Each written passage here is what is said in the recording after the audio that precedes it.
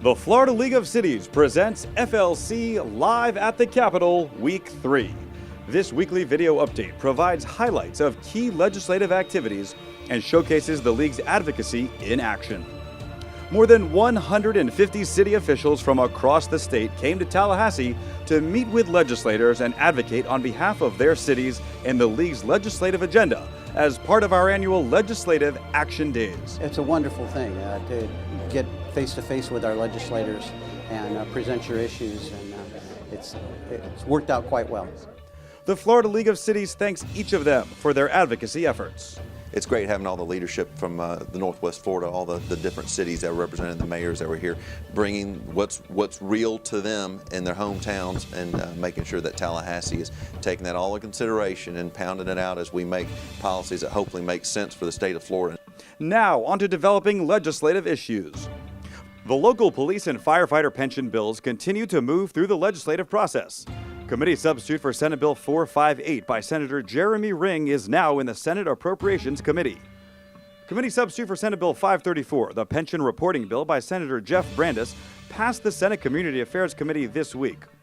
The bill revises the methodology for determining and reporting the unfunded liability amount for municipal, police, and firefighter pension plans. The bill is now awaiting action by the Senate Appropriations Committee. While attempting to provide some relief to cities in the funding of city, police, and firefighter pensions, these bills do not accomplish the League's policy goals for police and firefighter pension reform.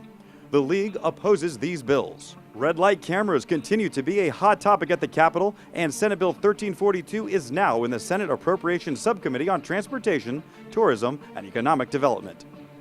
This bill was amended in the Senate Transportation Committee to add guidelines for when cities can issue tickets for right-on-red violations, codify the DOT signal timing standard into statute, and allow a person receiving a violation via affidavit 30 days to pay.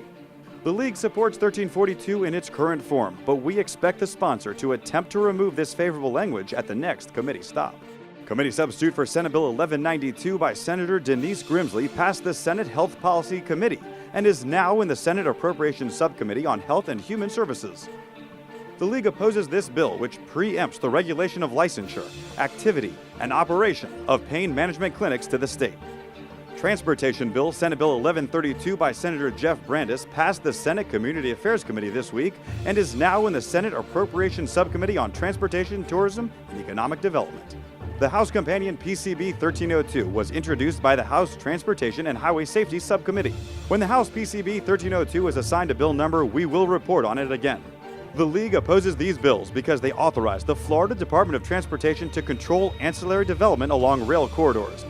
The ancillary development would not have to comply with local government comp plans or regulations.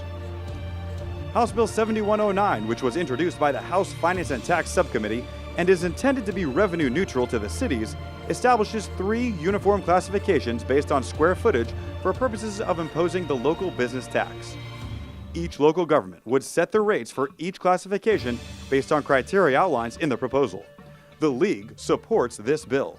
And APC 1, a proposed committee bill by the House Appropriations Committee, addresses the allocation of funds from the National Foreclosure Mortgagement Settlement between Attorney General Pam Bondi and the 5 largest national banks for mortgage loan abuses. A League-supported amendment by Representative Mike Fasano was introduced during the Appropriations Committee meeting. The Fasano amendment to APC 1 would have reduced the funding to SAIL by $25 million and allocated this $25 million to the State Housing Initiatives Partnership. This amendment ultimately failed.